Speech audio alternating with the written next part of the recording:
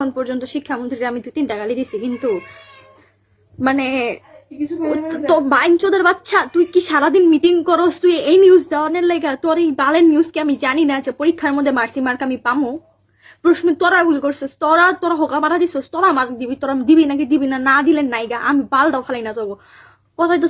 তুই এমন চোখ আমি প্রত্যেকটা আইসিডি পরীক্ষা দিয়েছি রাইতে বেলা খানকির বলে তুই কইছিস তুই পরীক্ষা বলে নিবি না, এরপরে আবার কইতেছিস তোরা যে পরীক্ষা নিবি 12টা বাজে এই ইয়ার সময় গাজীপুরে যে অনুষ্ঠান আইছিলে তখন কইছিস তোরা আমরা মিটিং করে দেখছি, পরিবারদের সাথে মিটিং করে দেখছি, অবস্থা আবহাওয়া অধিদপ্তরের সাথে কথা বলে দেখছি।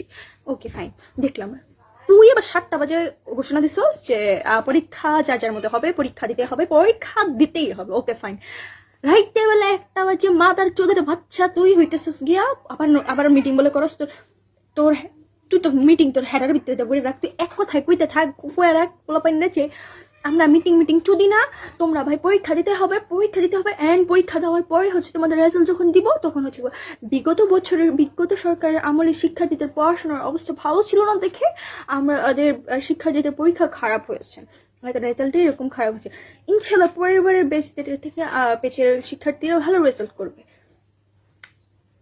তোরে তুই যদি ভাই এক বাপের জন্মের হোস না, তুই ভাই তোর লজ্জা শরম বলতে কিচ্ছু নাই, তোর নিয়ে কোনো কথা বলার কিচ্ছু নাই। তোর মাসলাম।